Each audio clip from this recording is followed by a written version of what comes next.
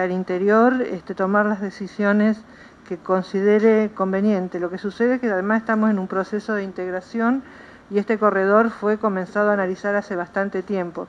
También dijimos que Brasil puede hacer la trocha extra ancha 1,60 y la solución técnica es hacer un bitrochaje. Como nos explicaron los técnicos y estábamos en esa reunión los 4 países, el costo más importante es el del terraplén. Por lo tanto, si se hace un terraplén para la trocha ancha, el costo de hacer una trocha paralela es el menor de todos los costos, con lo cual se podría dar satisfacción al interés interno de Brasil y también al de los otros países que tenemos todos trocha métrica en nuestro recorrido en ese corredor bioceánico. Gracias. Sí, yo perdón. Disculpe, perdón.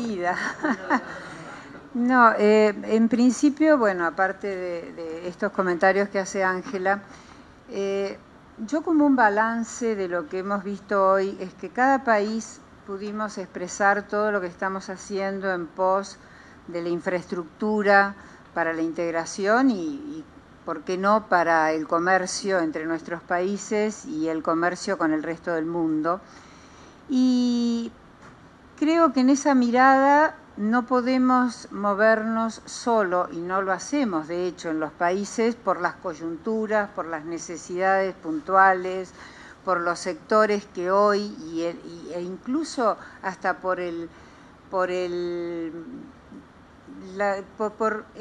mercado al que estamos apuntando, porque como bien se decía, ya no es solamente China, ya pensamos en la India, pensamos en un mundo mucho más multifocal que el que hoy tenemos. Entonces, las obras de infraestructura, cualquiera sean, las ferroviarias, pero también los túneles, los puentes, son de mediano y largo plazo, porque construir obras del tamaño que son las obras que necesitamos para la integración de nuestro continente, con tantas situaciones geográficas complejas, no se hacen rápidamente. Entonces, uno cuando proyecta el territorio nacional y proyectamos la integración, sin ninguna duda, proyectamos con una mirada del mediano y largo plazo, que trate, por supuesto, de resolver las coyunturas, pero no descartando el mediano y largo plazo y descartando esa multifocalidad, esa multisectorialidad. Entonces, la convocatoria que yo quiero hacer o que lo que me quiero expresar es fundamentalmente rescatar el esfuerzo que estamos haciendo todos los países por adecuar nuestras infraestructuras a todo tipo de posibilidades que se puedan presentar, a todo tipo de cambios que incluso pueda llegar a haber e incluso ojalá lo haya en nuestra matriz productiva, porque efectivamente somos todos países que exportamos commodities y eso sabemos que en el mundo no es lo que nos va a garantizar el desarrollo. Entonces, las infraestructuras las tenemos que seguir proyectando en función de ese cambio que podamos tener los países, en función de futuros mercados, en función de ambos océanos, en función de la integración de nuestros pueblos. Y un poco lo que nosotros queremos manifestar es que si hubiera dentro de nuestro territorio obras que ustedes evaluaran que es importante incorporar en nuestra mirada estratégica o pensando, porque sin ninguna duda un territorio como el nuestro va a ser inevitablemente un territorio de paso para ir hacia uno u otro lado.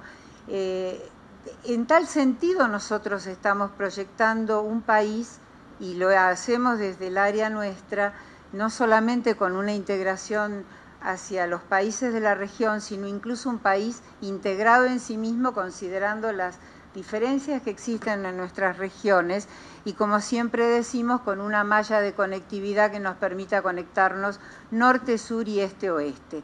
En el mismo sentido, todas las negociaciones bilaterales y multilaterales que tenemos, tratamos de enriquecer esa cartera de proyectos, como bien contaba Ángela, nacionales, con proyectos binacionales, en fin.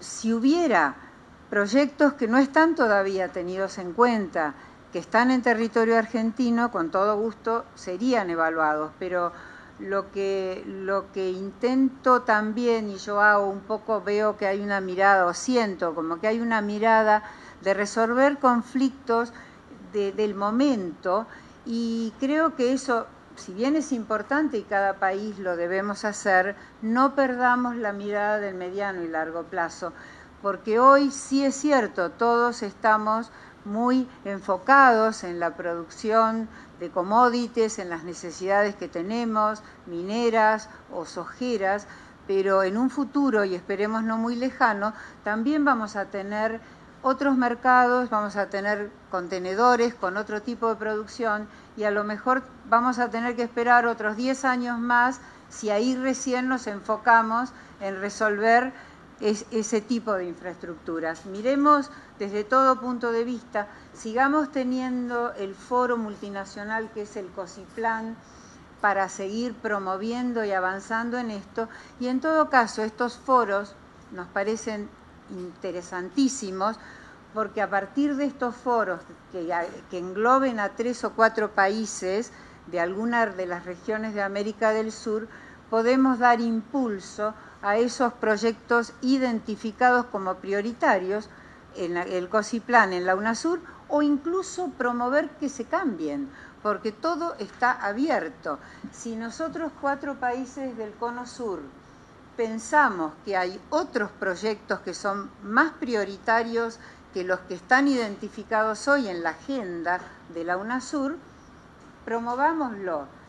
No estamos en contra en absoluto de que además de esos foros regionales donde estamos los 12 países, podamos tener bilaterales o reuniones de 3 o 4 países de una misma región de América del Sur, y ahí sigamos facilitando, apoyando, identificando nuevas posibilidades de conexión que a lo mejor podemos luego trasladarlas al COSIPLAN. Gracias, viceministra. A largo plazo, en lo que nos ha planteado el ministro Parkinson y lo que usted nos ha dicho. Evidentemente, todos estos proyectos se construyen considerando no solamente el objetivo del que estamos ocupados ahora, vale decir, las puntas, sino lo que hay entre medio, y el potencial de desarrollo, el potencial de fomento del comercio dentro de nuestras propias zonas. El comercio dentro de América Latina es uno de los beneficios adicionales, pero un beneficio enorme que tenemos que estar dispuestos a prever y también a cosechar. El Ministerio de Obras Públicas. De Transporte, gracias. Perdón, de Transporte. Perdón, de Obras Públicas también había pedido. Sí, ya he pedido la palabra. Transportes. Sí, yo quería hacer un par de comentarios técnicos sobre algunos temas que se han tratado. Confirmar lo que decía el ministro Parkinson respecto de la especialización, la necesidad de especialización de los puertos. Efectivamente, nosotros tenemos que saber cuál es la vocación de estos puertos, si van a ser más graneleros, van a ser más bien para movimiento de contenedores. Los barcos que tienen transferencia de contenedores para alcanzar los rendimientos necesarios necesitan aguas quietas. O sea, nada de agitación, y eso necesita obras de abrigo, ¿no? Un dique que permita tener estas aguas abrigadas. Y por lo tanto, ese es un tema de especialización bien importante. En el tema del ferrocarril, por otra parte, la especialización se da a nivel de carros. Son los carros los que son especializados para grano, para graneles mineros o para contenedores. Pero las locomotoras son las mismas y la vía es la misma. La vía esencialmente es una infraestructura bastante simple que tiene balasto, durmiente, rieles y el mecanismo de sujeción de esos rieles. Luego, cuando hablamos de la disyuntiva, esto de si es trocha métrica o trocha ancha, la verdad es que hay diversidad en el mundo. En Estados Unidos, donde los ferrocarriles son muy exitosos, se usa la trocha 1450, no van más ancho que eso, y logran una economía de escala y una eficiencia que son modelos a imitar, digamos, de eficiencia ferroviaria. Luego, lo que hay que pensar también es qué trocha es conveniente para qué contexto, ¿no? Y en el contexto de ferrocarriles planos y de larga distancia, ferrocarriles muy largos, efectivamente una trocha de 1.450, 1.6 o 1.676, como tenemos nosotros también en el sur de Chile, resulta muy conveniente, ¿no? En el caso de los ferrocarriles del norte de Chile, los ferrocarriles de montaña, que son los que estamos hablando acá, que necesitan cruzar la cordillera, yo necesito curvas cerradas. Y las curvas, porque si no yo voy a tener que tener mucha inversión en más túneles, ¿no? O en volar una montaña para poder pasar con el ferrocarril. Entonces las curvas cerradas se logran con una trocha más angosta, ¿ya? Y hay ferrocarriles de 0,76, 0,96 y de 1 metro. Por lo tanto, mi llamado aquí sería a que revisemos muy bien el tema de costos y potencialidades de acuerdo a la zona. En particular, hay una discusión también en el mundo respecto de cuáles son las distancias más apropiadas para lograr las longitudes de ferrocarril con eficiencia. Y hay relativo consenso en que ferrocarriles de 200 kilómetros, ojalá superior a 200 kilómetros, son competitivos, entre 200 y 400 y de ahí para adelante, ¿no? Son muy competitivos. Esto tiene que ver con que en las puntas el ferrocarril tiene un costo adicional, el costo de porteo en camión hacia el destino final, un porteo cortito desde la estación de transferencia hasta el destino final. A veces tiene uno, a veces tiene dos. Entonces, dependiendo de esos costos que son fijos, no dependen de la distancia, ¿no? Son los que le ponen una dificultad al tren y es lo que hace que, por ejemplo, un tren de 50 kilómetros no sea competitivo. Aunque hay casos para ferrocarriles de menores de 200 kilómetros que sí son efectivos. Por ejemplo, el ferrocarril de Los Ángeles, el corredor Alameda, que tiene 70 kilómetros y logra mover una cantidad de contenedores que es ejemplo también mundial.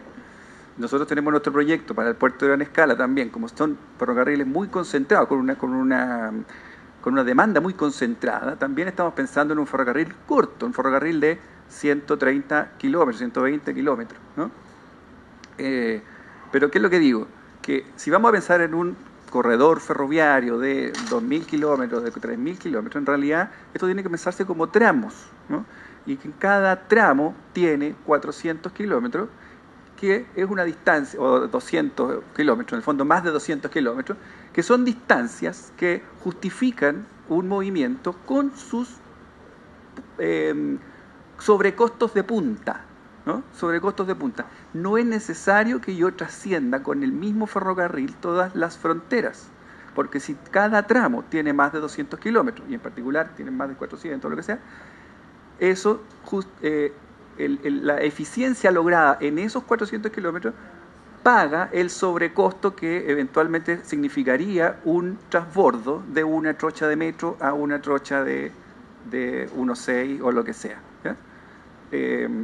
No es impedimento. Además que la trocha es uno de los inconvenientes para el traspaso de un ferrocarril a otro lado. Otros son las restricciones de la normativa, ¿no? La normativa que tenga la licencia de conducir de la persona, la capacitación o los mismos resquemores que tienen los actores, que son los dueños del capital, porque una locomotora de estas vale 2 o 3 millones de dólares y por lo tanto no es directa, digamos, la decisión de pasar con esa locomotora a otra realidad donde se tiene menos control, ¿no? Entonces yo digo, no es un fantasma el hacer, no es algo a lo que hay que tenerle miedo el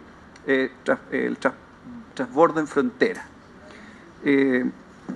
Respecto de los ferrocarriles de altura, mencionar que en Chile, entre Chile y Argentina, quiero decir, hubo un ferrocarril que operó entre 1917 y 1984, que traspasaba los 3.200 metros de altura, ¿no? Y con eso, bueno, lideró el ferrocarril de altura durante esa época de tecnología más precaria. Hoy día con la tecnología no hay problema para pasar y hay ferrocarriles de hecho que van a 5.000 metros de altura en el caso pasajero y 4.200 metros de altura en el caso de ferrocarriles de carga en Asia. Por lo tanto, eso tampoco es algo a lo que debamos negarnos directamente. En el caso de las incertidumbres de costo que involucran todas estas cosas, porque, claro, mayor tecnología o doble trocha, todos son sobrecostos, ¿no? Pero en el caso de esas estimaciones de sobrecosto, yo creo que tenemos el conocimiento técnico como para poder acotar esas diferencias, ¿no? Por ejemplo, sabemos que una vía férrea vale del orden de $1 millón, en condiciones de más lejanía, que cuesta más llegar con las cuadrillas, puede subir a 1.200.000, 1.300.000, pero sabemos que hay unos órdenes de magnitud para esas estimaciones de costo. En el caso de las estimaciones de demanda, tenemos un poquito más de incertidumbre, ¿ya? O sea, a mí me parece fantástico ver que hay unas estimaciones de crecimiento de carga que hablan de 60 millones de toneladas de soya.